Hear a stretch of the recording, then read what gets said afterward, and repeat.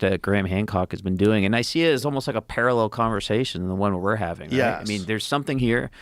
A lot of people can go out and look at it. I mean, sure, I've never been to the pyramids, but the information is there if you're willing to go look at it. And there's this massive stigma within the academic community to say, no, that's not right, right? Because they're in this zero-sum game. They're all trying to win the next contract and grant, and they just want to stay right within the line of what's acceptable. And he's bringing forward very interesting points about a time period that I think we all understand now is a lot less understood than we thought.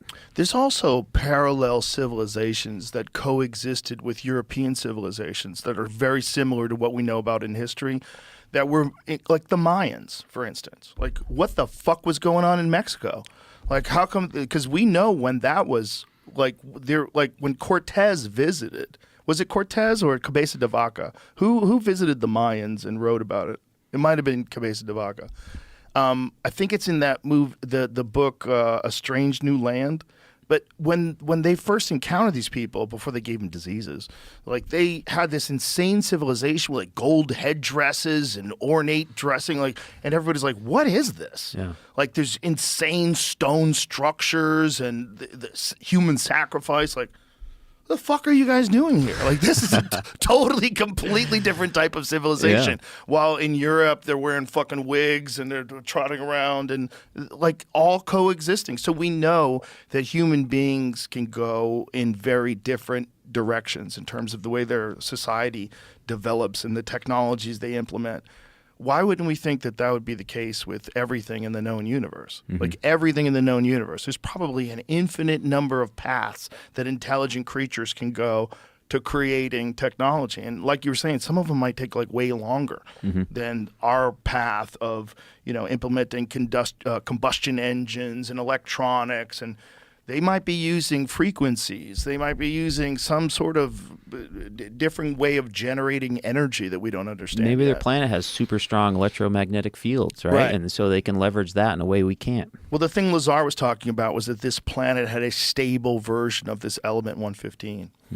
But I think, even what does that even mean? What is element 115? If there's 114, element 115 is whatever the fuck you find next, right? If you don't know what it is. And it was all theoretical until the Large Hadron Collider, they developed a version of it for a millisecond, so they know that it's a real thing. He's saying they have a stable version. I'm like, well, if you live in a completely different solar system and a completely different planet with completely different, there's planets out there that are made entirely of diamonds. Yeah. Did you see that one? Yeah. Found a giant diamond in the sky. Get What a picture of that, would their please. technology look like? Yeah. What the fuck?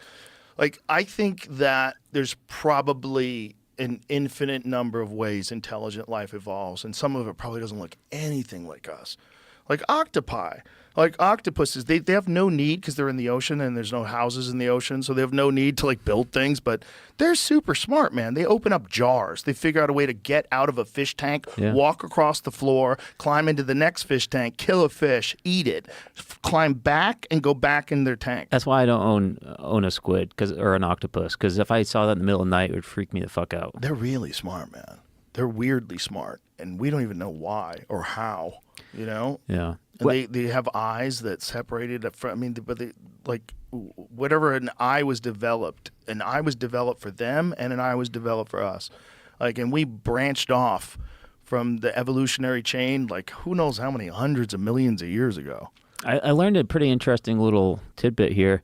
The octopus, apparently its DNA is not like anything else on this planet, but apparently the Hawaiians have a ancient tradition that octopus basically came from the sky. Isn't that interesting? That is interesting, but,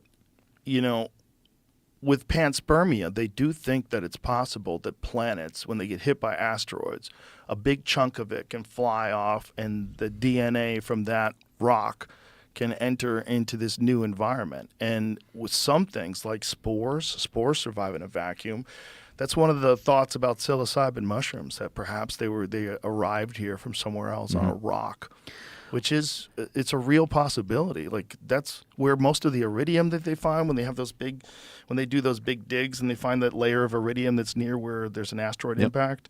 That's all just shit that came from space. Yeah. If you look back at the evolution of humans to monkeys to fish, and then multicellular organisms and the introduction of the mitochondria, smaller, simple single-celled organisms.